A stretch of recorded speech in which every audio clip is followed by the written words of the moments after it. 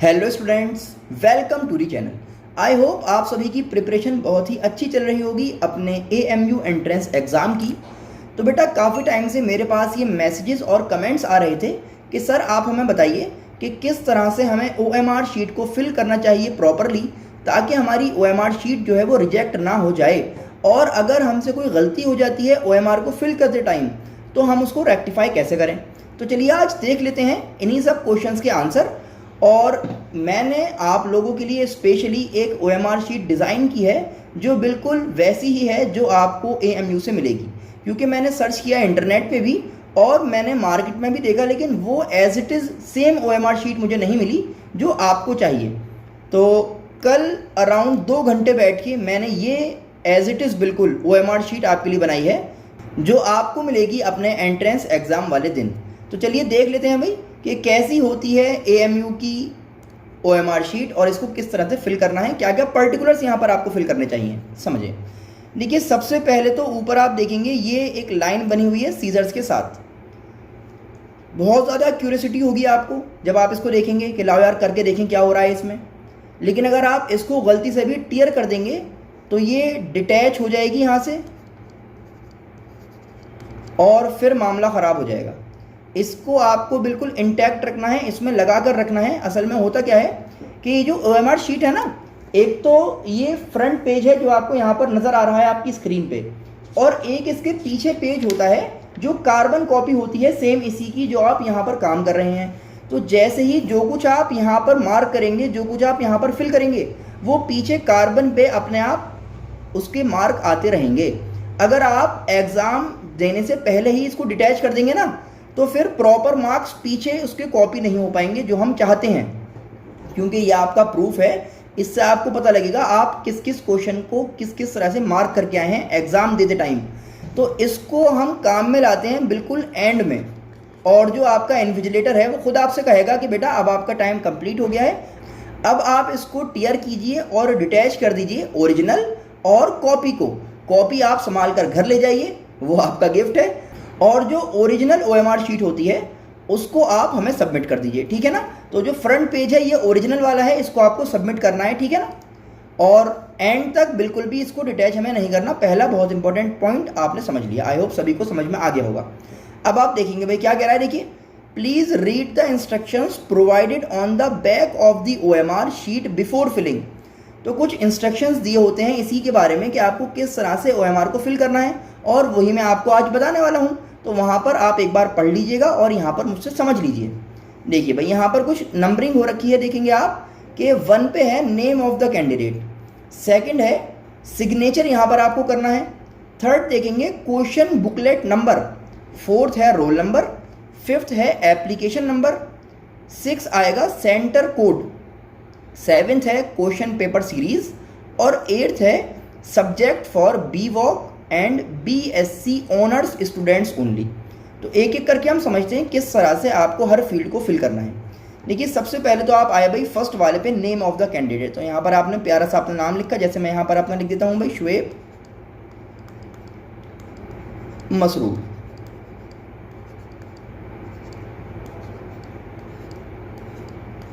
तो यहाँ पर आपने जो है अपना नाम लिखा ब्लॉक लेटर्स में, और जहाँ पर स्पेस है वहाँ पर आपको एक ही ब्लैंक इस तरह छोड़ देना है। बिल्कुल आसान है, बात समझ में आ गई।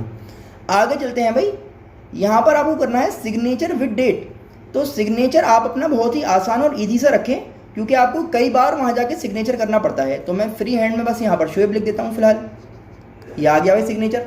साथ में आपको डेट भी डालनी है, जैसे मैं आज की डेट यहाँ पर लिख देता हूँ 10/9/2021, ये हमारी डेट हो गई। तो सेकंड कॉलम भी बहुत आराम से आपने फिल कर लिया, सेकंड एंट्री आपकी कंप्लीट हो गई। थर्ड आ रहा है क्वेश्चन बुकलेट नंबर। भाई ये क्या है, देखिए जो आपको ये क्वेश्चन पेपर दिया जाता है ना, यहाँ पर ऊपर लिखा होता है इसमें क्वेश्चन बुकलेट नंबर। तो बस यहाँ से आप देखें और उसको लिख दीजिए इस OMR शीट पर। सपोज कर लेते हैं भाई नंबर पड़ा हुआ है 12746, बस आपने प्रॉपरली यहाँ पर लिख दिया भाई जो नंबर दिया हुआ था, कोई मसला नहीं है इसमें। अभी तक आपने कुछ भी ऐसा नहीं किया जो बबल्स फिल करने वाली बात होती है। अभी तक तो बस आपने नॉर्मली चीज़ों को लिखा है एक फॉर्म पे। अब यहाँ से आपको प्रॉपरली समझना होगा क्या हो रहा है। देखिए रोल नंबर, भाई रोल नंबर कहाँ से मिलेगा? ये रोल नंबर आपको मिलेगा आपके हॉल टिकट पे लिखा हुआ, सही है ना? तो आपके हॉल टिकट पे भी होगा। और ध्यान रखिएगा जहाँ पर जिस सीट पर आप जाके बैठेंगे टेस्ट देने के लिए, वहाँ पर भी एक स्लिप लगी होगी, तो देख लीजिएगा कि भाई आपका ही रोल नंबर उस पर लिखा हुआ है नाम के साथ या नहीं, कंफर्म कर लीजिएगा पहले। तो सपोज कीजिए मेरा रोल नंबर है 786043 सही है ना? तो अब इसको प्रॉपरली आप बबल्स को फिल करना शुरू करेंगे। तो बबल्स फिल करते टाइम कुछ बातों का हमें ध्यान रखना होता है। जैसे सपोज जब मैं 7 यहाँ पर फिल करना चाह रहा हूँ, तो एक तो मुझे भाई ये नहीं करना, 7 पे टिक थोड़ी करना है, एक बात समझ में आ गई, टिक नहीं करना आपको। दूसरी बात क्या है, जब आप बबल फिल करें तो ऐसा ना हो कि पता लगा आधा बबल तो अंदर और आधा बाहर, तो फिर वो चेक करने में परेशानी होगी भाई OMR रीडर को। तो आपका भाई क्या सॉफ्टवेयर तो है, वो जब उल्टे सीधे मार्क्स देखेगा तो रिजेक्ट कर देगा। हटा दिया आपने इसको, भाई बात समझ में आ गई। तो प्रॉपरली इस तरह से 7 पे आप गए और एक बेहतरीन सा यहाँ पे सर्किल आपने ये फिल कर दिया, तो ये आ गया 7। फिर आप आइए 8, तो ये आपका 8 हो गया। इस तरह से प्रॉपरली आपको फिल करना है। 8 के बाद आएंगे आप 6, ये आ गया। फिर आइए 0, तो 0 ऊपर है,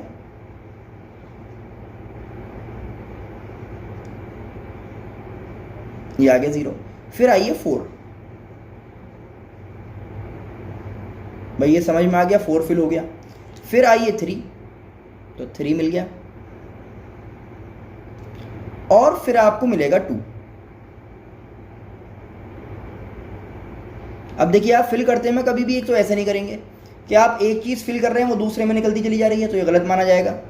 फिर वही बात है भाई, सॉफ्टवेयर जो है उसको रीड नहीं कर पाएगा आराम से कि भाई आप 1 पे करना चाह रहे हैं या 2 पे लेके जा रहे हैं, तो ऐसा नहीं करना। प्रॉपरली जितना आपको करना है बस उसी तक बाउंडेशन है आपकी, बस यहीं तक आपको काम करना है। तो ये आपने 2 को मार्क कर दिया। अब ऐसा हो सकता है कभी गलती से, भाई आप भी तो इंसान है, गलती कर सकते हैं, पता लगा आपने जो है कुछ मार्क किया और ये 2 जो है गलती से आपने इस वाले पे फिल कर दिया, तो भाई अब क्या करें? तो अब पहली बात ये कि भाई ऐसे करके तो बिल्कुल भी काम नहीं चलेगा। पता लगा आप इसको क्रॉस बना दें और फिर वहाँ पे फिल कर दें, तो वो ख़राब होना ही है। आप जो है यहाँ पर वाइटनर भी बिल्कुल यूज़ मत करिएगा, ना ही कुछ लोग अक्लमंद होते हैं ब्लेड ले जाते हैं, तो ना ब्लेड लेके आपको जाना, तो ना वाइटनर ना ही ब्लेड, ठीक है ना भाई। बहुत से स्टूडेंट्स ऐसे होते हैं जिनकी कॉपी पे इस तरह की गलती हो जाती है, तो फिर उनको मैनुअली चेक किया जाता है। आपको टेंशन नहीं लेनी है कि आप क्या होगा अगर गलत भर दिया है तो। इसीलिए तो यहाँ पर ये लिखवाया भी जा रहा है साथ में कि अगर 1000 कॉपी में से 50 ख़राब भी हो जाए, 950 कंप्यूटर चेक करेगा, 50 जो है जो लोग बैठे हुए हैं वो चेक कर लेंगे। आप बिल्कुल परेशान ना होइए, ठीक है ना। आगे चलते हैं। तो क्या समझ में आया भाई, अगर कुछ गलत हो जाता है यहाँ पर तो टेंशन नहीं लेनी। ब्लेड से तो बहुत गलती हो सकती है, पता लगा आपने पूरी OMR काट दी, और वाइटनर भी नहीं लगाइएगा, ठीक है ना। बस आप उसको ऐसे ही छोड़ दीजिए, दिक्कत ना लीजिए, इंशाल्लाह टेंशन नहीं है, वो आपका मैनुअली चेक हो जाएगा। आगे चलते हैं।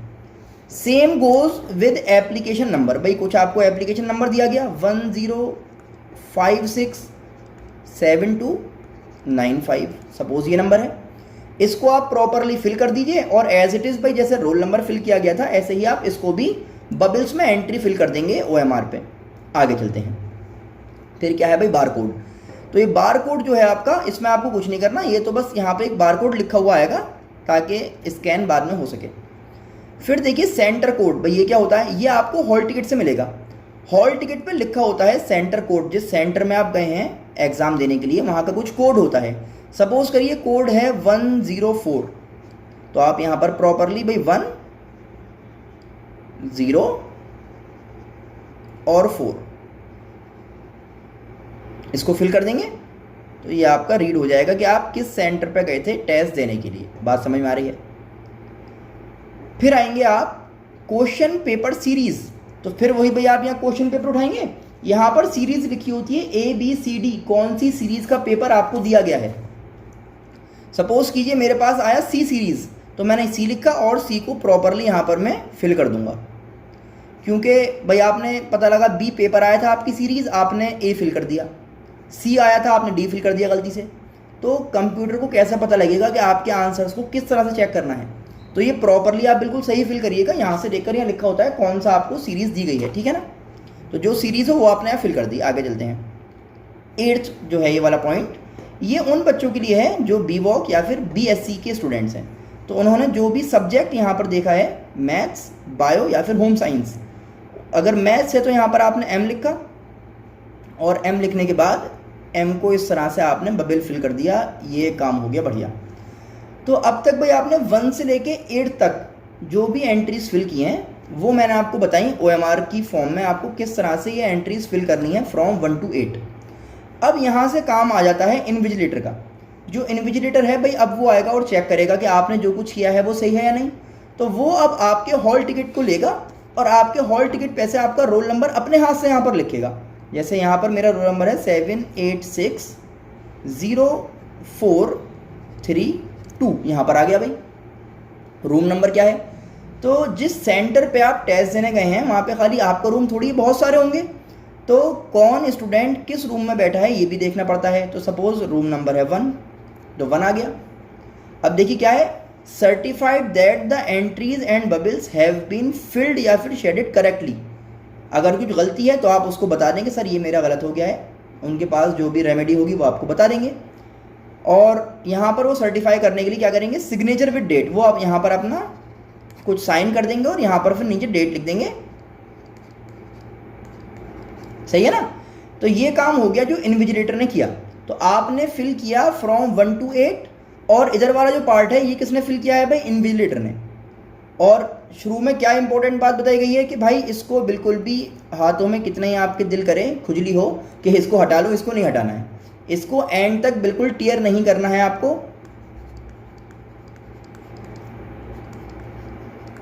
ठीक है ना, बिल्कुल एंड में ये काम करना है, वरना फिर कभी भी प्रॉपर इंप्रेशंस नीचे नहीं आ पाएंगे उसके।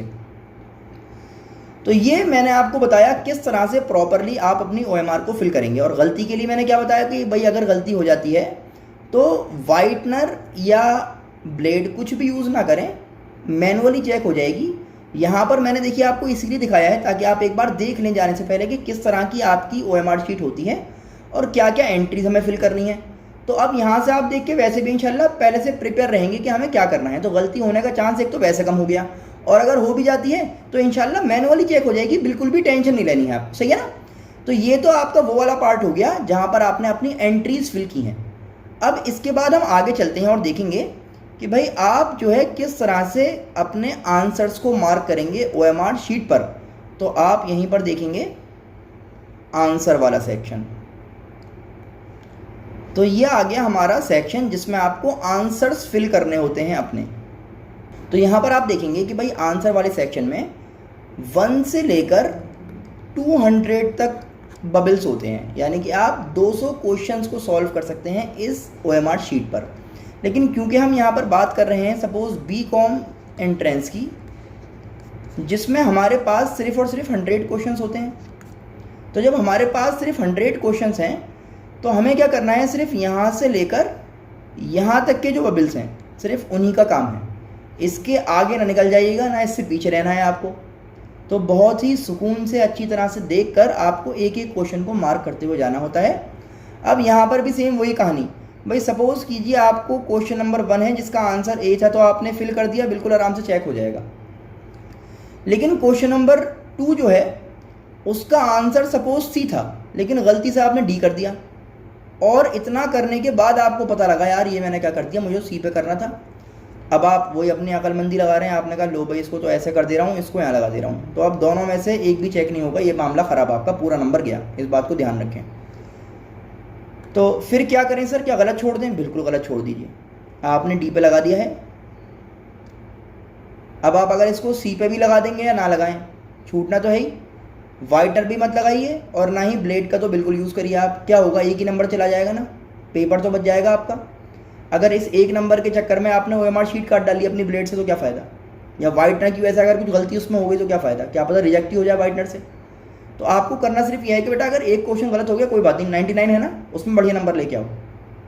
तो जो गलती हो गई, अगर देखिए एंट्रीज में गलती है तो कोई टेंशन नहीं है, वो मैनुअली चेक हो जाएगा।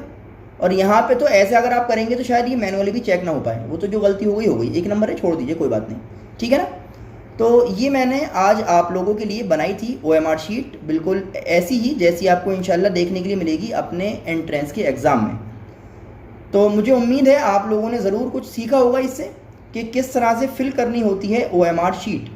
अब आपको करना क्या है बेटा, इसको देखिए, समझिए, अपने फ्रेंड्स को ज़रूर शेयर कर दें ताकि वो लोग भी एक बार एंट्रेंस हॉल में जाने से पहले ही प्रिपेयर हो जाएं, देख लें कि भाई कैसी हमारी OMR शीट आने वाली है। ठीक है ना। तो अगर आपको बेटा ये वीडियो इन्फॉर्मेटिव लगा हो तो ज़रूर इसको लाइक करें, अपने फ्रेंड्स के साथ ज़रूर शेयर कर दें, चैनल को सब्सक्राइब करना बिल्कुल भी ना भूलें। हम मिलते हैं आपसे नेक्स्ट वीडियो में। Thanks for watching.